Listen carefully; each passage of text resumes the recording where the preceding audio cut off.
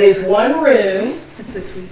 Maybe if you lived in the 1870s, you would have walked for how long? For how far? About 2 miles. Good job to listen. How would we sweep the floor? That's right. And what was the broom made of? Broom straw. Right. Each of these was a stalk of broom. Okay. And we took our lunch. Our lunch might be an apple. It might be a biscuit that we had apple butter. If we were really lucky, it might have some ham or some jam inside. We would bring our pail. This is a little metal pail. And it says in the poem that they would hang it on a hook. What does it look like they use that bottom shelf over there for? Do you see something that looks like this? Yeah. Do you see their lunch pails over on the shelf? This one's got something hard. Okay. But you see, they had lids so they wouldn't spill them walking along. We drank our water from the gourd at the spring. Do you remember what this school's name is? The Double Springs School. And there are many pictures up here that people have shared of the school, and later as you'll be able to look closely, you'll see what it looked like before it was made to look like it did when it was first built. But they would have gone down the hill to the spring, and he said we drank water from the gourd at the spring. Okay, spring is where the water's coming up out of the ground, that's right, and will flow down to the creek. Well, what's a gourd, do you think? Does anyone have an idea of what a gourd is? This is a gourd. Oh, wow. Now, how would they drink out of that? Oh my. How would they drink out of it? Put water in it. Well, let's see. How am I going to do that? How can I make it look like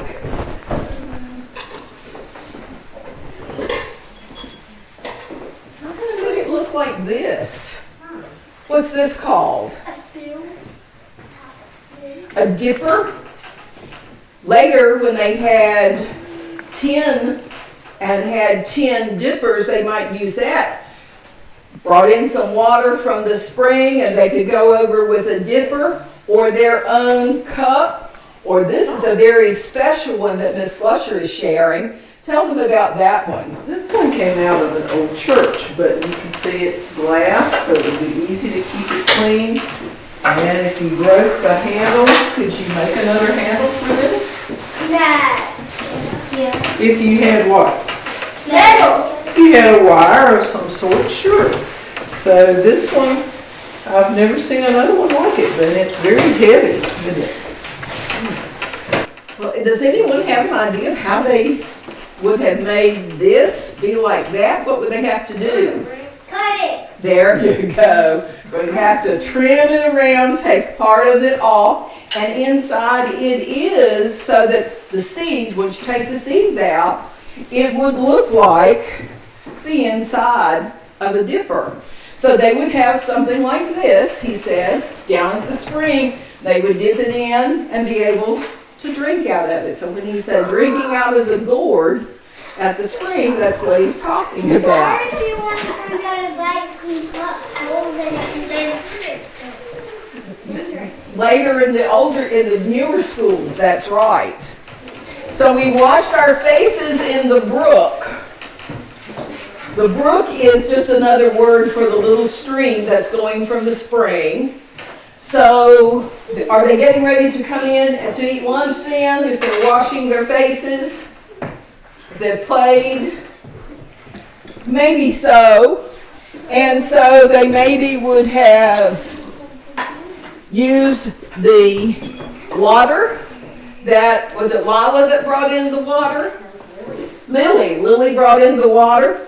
We pour some of the water into the tin pan. Would use some homemade lye soap. You can pass that around to look at it. This was made at home by someone. And here is a homemade towel. Now I know that Mr. Cox visited you and you did some weaving. Do you remember that? Okay, I'm going to pass around this towel and you see if you can tell where the weaving was done in the towel. And that's what they would wipe their hand. They could wipe their hands on. So they're washing their hands, using the towel, getting ready to have their lunch. The wind whistles through the cracks. Now, do we see any cracks in the wall here? Yeah. You do? Okay. Yes, you're very observant. There are. Are the cracks as big as the cracks in this log schoolhouse?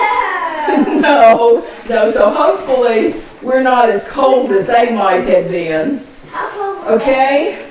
Had a big log fire in the fireplace. Is there a fireplace here? Is that what we call a fireplace? Just a stove. It's a wood stove. That's right. We sat in seats without backs. Now, what are you lucky about today about your seats? Do your seats have backs on them so you can lean back? Yeah. But he said that what they had were just log benches that you had to just sit up straight. And you couldn't lean back because there was no back to your bench. So we were able to play for an hour out on the lawn. We played until the teacher blew his horn. Now, did I blow a horn for you to come in this morning? Yeah, kind of like. What did you hear when you were outside? And here's the rope. Can you read it again? Someone taller than I can read it again. Just barely.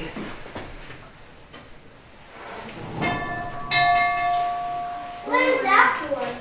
That is attached to the bell that you heard when you were outside. And that was your signal that it was time for you to be coming into the school. You would hear the school bell ring.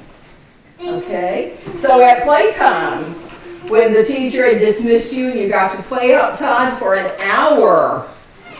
And then when you heard the bell, you knew it was time to come back inside. Then don't push when you're coming. Now, not all of the schools had bells like the one on Double Spring School. Sometimes the teachers just had their own little bells like this. And they would ring the bell, and that would be loud enough for the students to hear and know it was time to come in. Like the same bell, it was ringing. That's right, just like the big bell on top here was ringing. We had no excuse when we stayed away. We stayed at school till 4 o'clock. And we were due to arrive at 8, so they had an 8-hour school day. During that time, they played for an hour. Okay? Now, we had no excuse when we stayed away. We were never kept in for being late. We had no bus to ride. And how many miles did you say most of you would have walked? Could have walked about 2 miles to get here. And he says, what a jolly time we had as we trudged through mud and snow.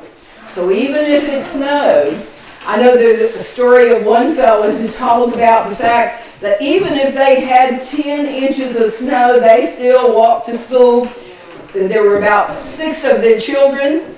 Said what Daddy would do would be to hook a log to his horse, and the horse would make a path with that log, and we walked along in the path to go to school. So getting an education was so important to them that they didn't want to miss a day that they had a school in session. Okay, so we looked around, and Ms. Slusher is going to share with you the next part. The lunch pails would not have had Lunchables or chips or lots of good things that you like to eat in them. They would have been things that people made at home. This apple is from last fall. Would you want to bite it?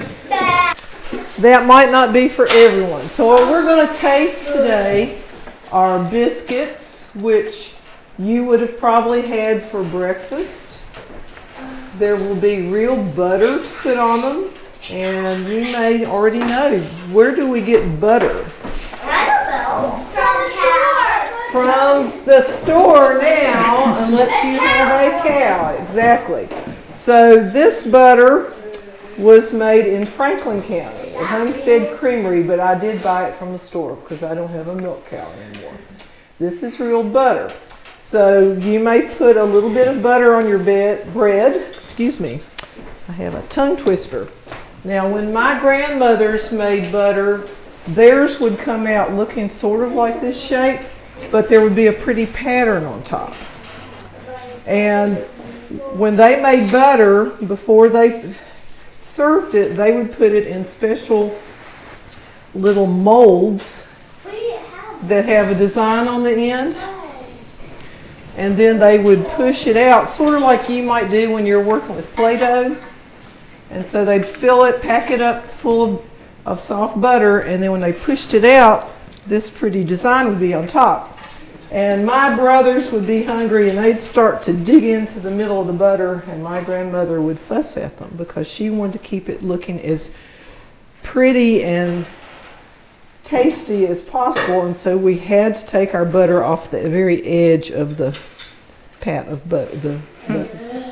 So I want to see if you're going to be hungry like my brothers or polite like my grandmother would want you to be. Ms. Allen has brought apple butter. And how many of you think you've eaten apple butter before? Yeah. How many of you eaten applesauce before? Oh. All right, is applesauce good? Yes. Apple butter is applesauce that kept going. So it has had sugar added to it, and it has had probably cinnamon added to it, and it was cooked a long time to make it thicker. But apple butter was a big thing for people because if you've seen an apple tree, when it has apples, there are plenty for everything, right? And so by picking apples and making apple butter, they could have something sweet to improve their biscuits for a long time. And families didn't want anything to go to waste. So that was a way of taking care of their apples and canning them so they would be able to have apples later on in the year when maybe their actual apples were not looking so great. Not too great. Do you know Actually, I eat that. what is this? Honey. This is honey. That was a good clue, wasn't it? Honey. So honey we have because of what? Bees. And honeybees did not start out in North America. You can see they had a map here in this school.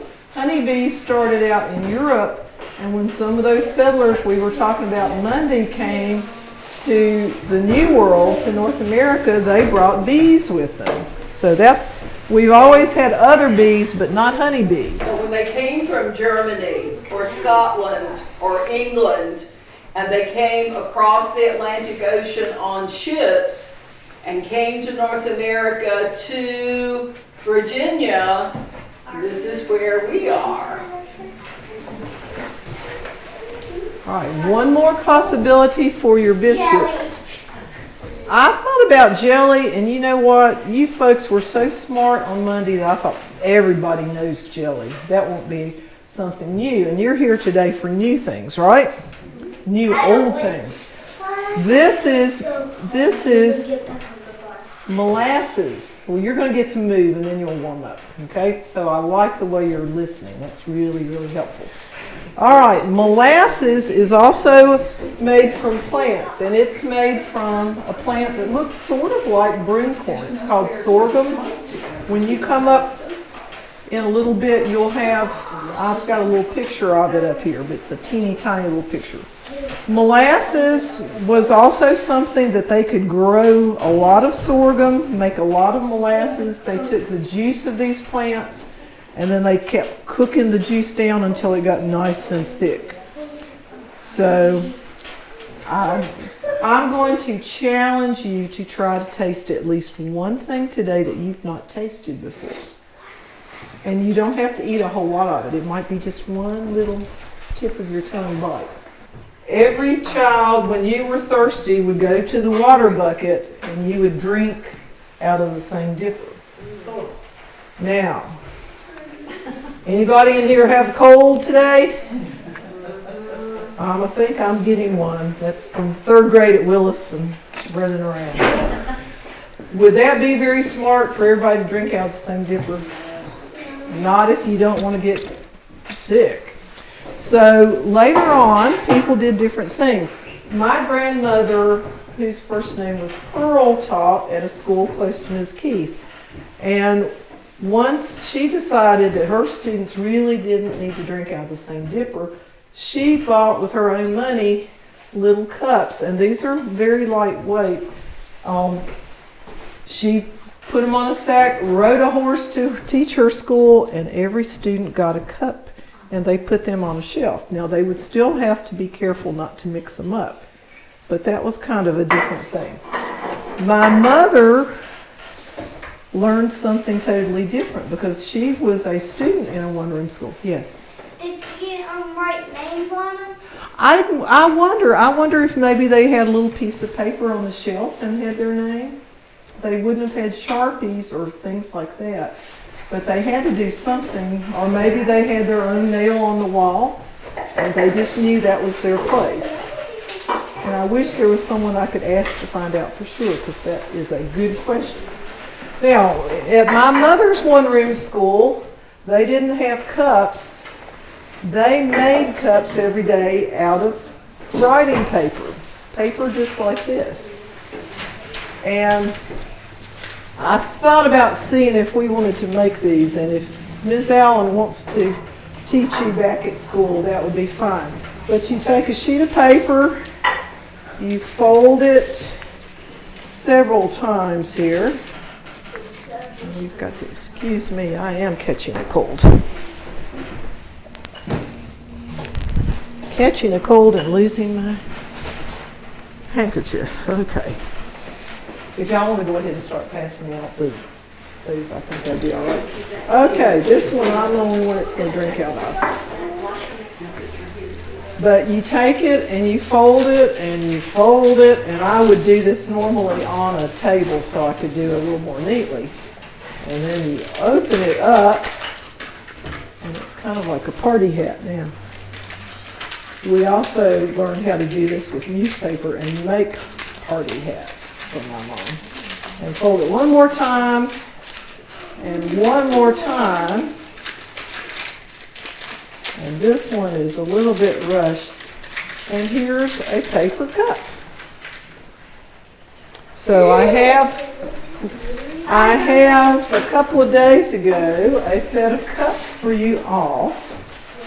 I'm just going to take a little sip. Hey, can I drink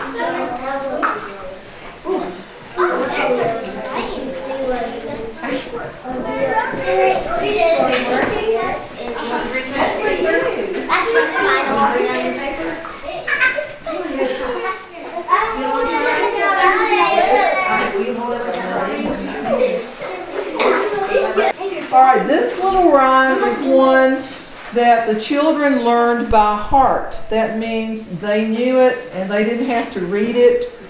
They could remember it and say it. Just like you sang Old MacDonald around the stove. Ah.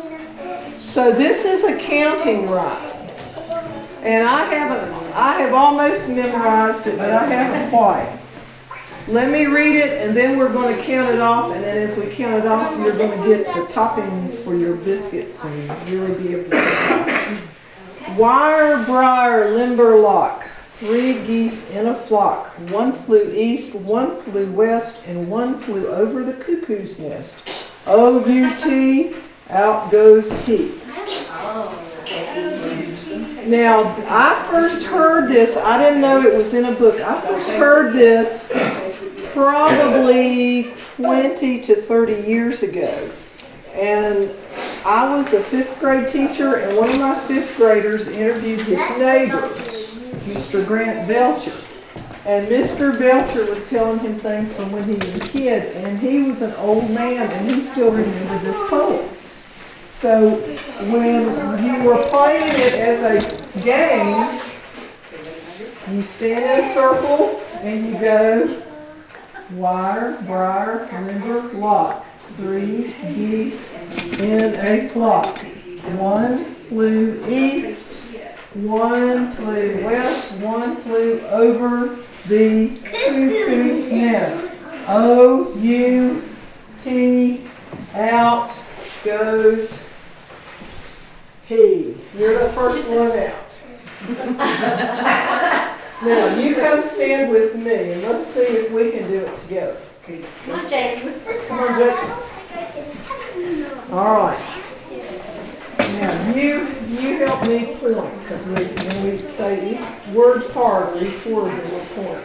So, wire, briar, limber, lock. 3 geese in a flock. 1 flew east, 1 flew west, 1 flew over the cuckoo's nest. O-U-T. Out goes she. Okay, you come join us.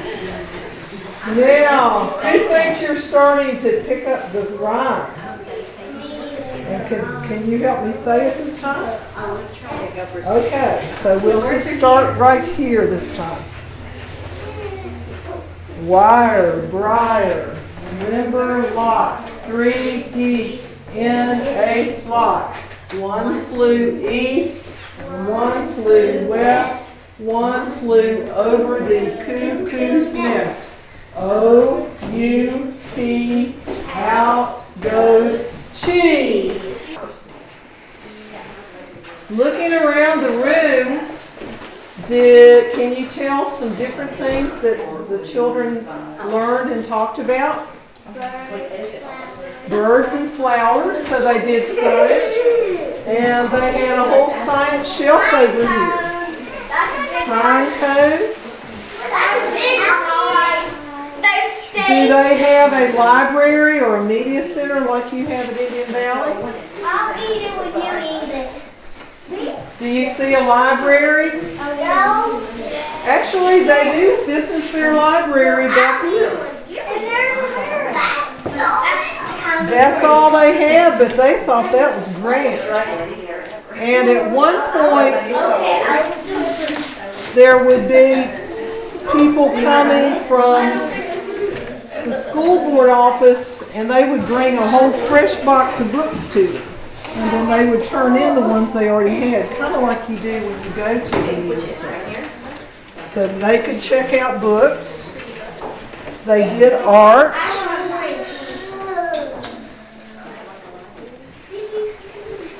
Whoops. That one should be okay to eat if you'd like to. Okay, this person has moved.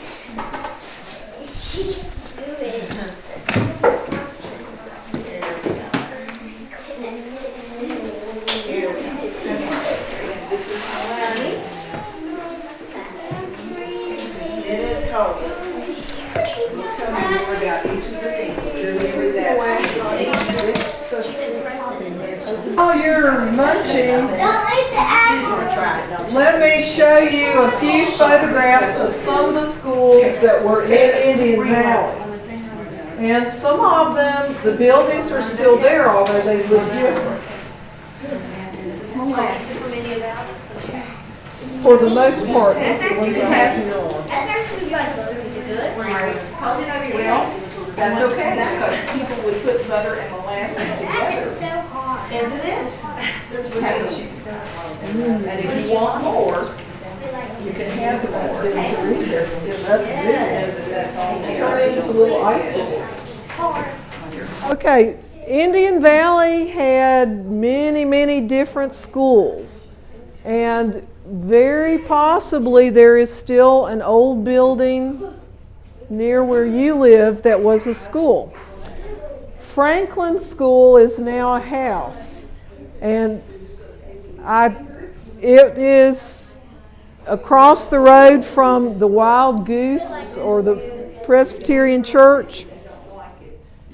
The Presbyterians were concerned about children in Indian Valley not having a high school.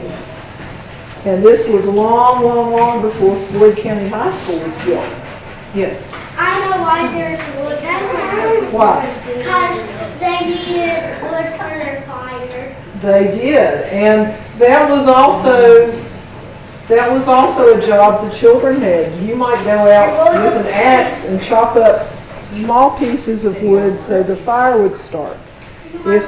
If a big boy was having a bad morning, his teacher might send him outside to go chop, chop, chop, chop. And then he'd feel better because he was doing something for the school. And she'd feel better because he had worked out his anger. And it actually was a very helpful thing. Yes? I live by an old church, near old school. Do you know the name of the school?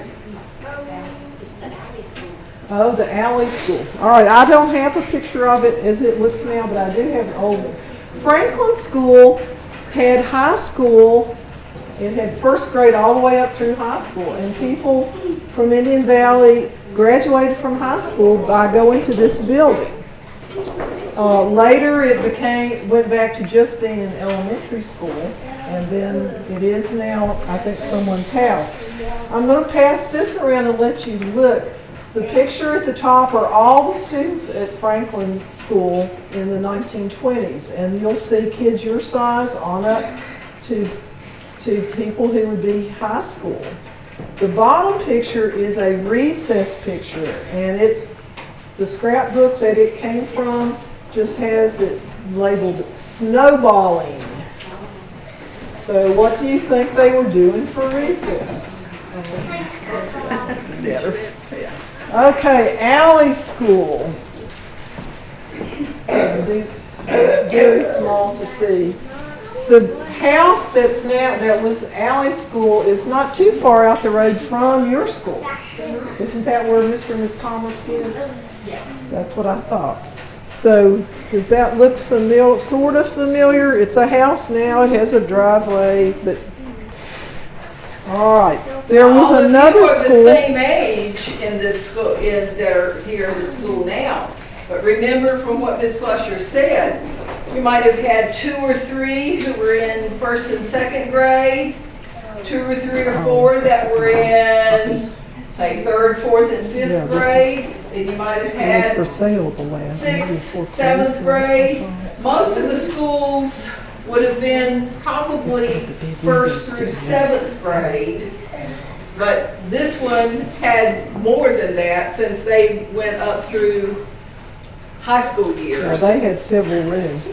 Now, one story from Alley School, some of the parents got worried because there were so many children coming to school that were so hungry all the time. And so Reba Teal, who was a sister to a whole bunch of Teals, Ms. Opal Teal had some of the school materials we have to show you today. She was a teacher for a while. But I'm guessing Ms. Reba Teal was also teaching. They started talking to the community members, and people sent vegetables in, and they would make a pot of vegetable soup and keep it on the stove so the children could have a nice hot meal at lunch. And that was a very forward-thinking thing. That was an unusual thing. Sometimes schools get churned into other things. This one is Shady Grove School. It is on Shady Grove Road, right where Vaughn's Mill Road comes off, and it's now Shady Grove Church. So some of you may have seen it as a church.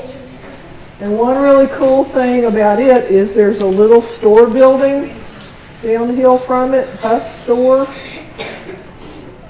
when Shady Grove School closed, the children got to go by bus to Willis, to the Willis High School. But they still all walked to the Shady Grove store, and the man who owned the store got the neighbors to help, and they built a little house behind it so they could put their umbrellas and boots in this little building while they went to school at Willis, and then they'd get off the bus and then they'd walk 2 miles home again. So that was a little bit different. You folks are looking really chilly. Let me ask you, how did you like the apple butter? How many of you have eaten your apple butter? Did you taste your apple butter yet? This is your apple butter. Taste it and tell Miss Slusher. Okay, so Ms. Allen's a good cook, isn't she? Miss Allen made that. How many of you liked your, or how many of you Got a tasted? thumbs up, Miss Allen. Yes. How many of you tasted honey? I Okay. Did you like it? didn't like that. All right. Is there something you tasted that you had never tasted before? Butter? Maybe so. Have you eaten your molasses? The apple, That's the dried last apple? thing that I brought around. Have you eaten your molasses? That was the last thing that I brought around. That's this one. Go ahead and eat everything that you're going to before you get up for recess. Now, there are lots of games that you probably play that were also recess games for children 100 years ago and longer. One that would be really good outside, but I think we can play it inside because you are very smart and careful people, is called Squirrels in a Tree. And for Squirrels in a Tree, We actually climb a tree. nope, you're hiding in a hole in a tree and you have to use your imagination. If I could have you two to just stand over next to Miss Allen.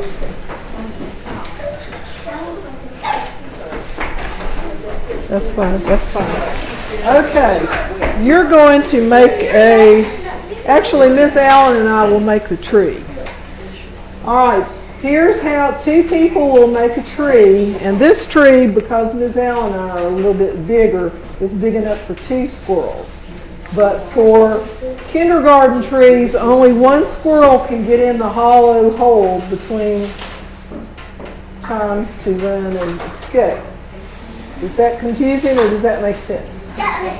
Okay, then right now I would like to see you two form a tree, and you two form a tree, and you two form a tree. Now let's see how many more trees we need. And you two form a tree. So you stand it where you are. You don't have to. We're going to move around the room, and that'll get you going. All right, here we have a tree with 1 squirrel hiding in it. So get back in there, squirrel. Here's a tree. It needs a squirrel hiding in it. You two form a tree too. Let's see. Okay, you right there at the stove would be good. You make your tree right there. Okay, we have 2 squirrels hiding. We have 2 more squirrels. And you're going to be the chasing squirrel. Okay? So when we say go, can trees move? No, but squirrels can.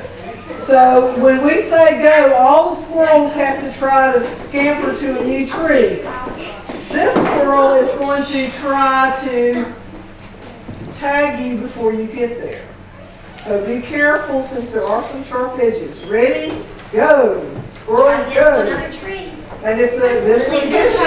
Oh, you got a new one. Oh, okay. So now we have a new hit. You say go and the squirrels can all move.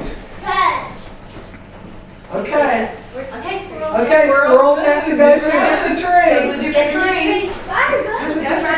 And you need to tag them before they can get to a new tree. You tag the tree. Tag a squirrel. Tag a squirrel. I got Bessie Ryan. Okay, one more time. Go. So go tag a squirrel. All right, now, if you have been a tree, you are going to turn into a squirrel. If you have been a squirrel, find a partner and turn into a tree. So now you're going to become a tree. Now you're a tree, you two are squirrels. Were you a tree before? Make a tree in You're front a of you. squirrel, so now you're a You're tree. squirrels. I'm a tree. Now you gotta have to be a tree.